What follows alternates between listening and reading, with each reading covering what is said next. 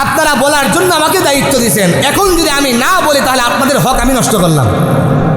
তো যারা এখনো পর্যন্ত এই আর্জেন্টিনা আর ব্রাজিলের পাগল ভাইয়া পতাকা টানায় রাখছেন, ভাইয়ারা আমার, বন্ধুরা আমার, যুবক ভাই, আল্লাহ রাসূল সাল্লাল্লাহু আলাইহি ওয়াসাল্লাম বলেন, বেঈমান কোন বেদুইন কোন কাফের, আল্লাহ রাব্বুল আলামিন নিজে বলেন সূরা আলে ইমরানের মধ্যে, কোন বেঈমান কোন বেদুইন কোন কাফের মুসলমানের আদর্শ হতে পারে না, কোন মুসলমানের বন্ধু কোন বেঈমান হতে পারে না।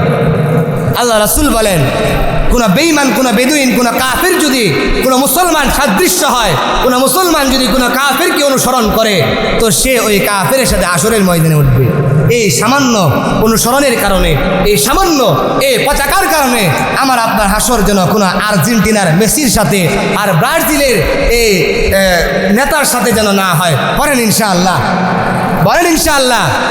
যারা এখনো পতাকা টানায় রাখছেন, যারা এখনো পতাকা টানায় রাখছেন, উঠতেছে, আল্লাহ পাক ছবি কিন্তু তুলে রাখছে, আল্লাহ পাক কিন্তু দেখছে, ফেরেশতারা কিন্তু বলতেছে যে এই যে টানায় যে রাখছো, একবারে আল্লাহর আসমানের নিচে সবার উপরে যে টানায় রাখলা, আল্লাহ কিন্তু ছবি তুলে রাখছে।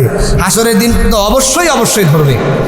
এখনো যারা বেঈমানের সাদৃশ্য ধারণ করে এই পতাকা, এই জার্সি, এই এত কিছু টানাইতেছেন, করতেছেন, এই টাকাগুলা বেঈমান বেদুইনের জন্য খরচ না কইরা নিজেদের জন্য খরচ করেন, ফায়দা হবে, ইনশাল্লাহ ফায়দা হবে। তো এই খেলাধুলা নিয়ে আমাদের যেন অতি উন্মাদনা না হয়, এই খেলাধুলা নিয়ে যেন আমাদের ধর্মের কোনো অপমান অপদস্থতা না হয়। আল্লাহ রাব্বুল আলামিন আমাদেরকে বোঝার তৌফিক দান করুক, সকলে পড়েন আমিন।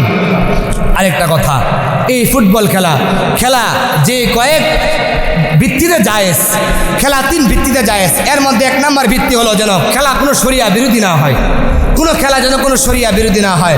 প্রত্যেক মুসলমানের শরিয়ার ভিত্তিতে প্রত্যেক মুসলমানের কাপড়ের সতর হলো হাঁটুর নিচ পর্যন্ত। ফুটবল যারা খেলে হাঁটুর উপরে হাফ প্যান্ট পরে ফুটবল খেলে, মুসলমানের সতর, কোনো পুরুষের সতর হাফ প্যান্ট পরে খেলা, এটা ইসলাম কোনো শরিয়া তাদেরকে সাপোর্ট করে না। এ কারণে নিজেরাও হাফ প্যান্ট পরে খেলাধুলা করবো না, হাফ প্যান্ট পরে যারা খেলাধুলা করে তাদের সাপোর্টও আমরা করবো না। করেন ইনশাআল্লাহ, বলেন না ইনশাআল্লাহ।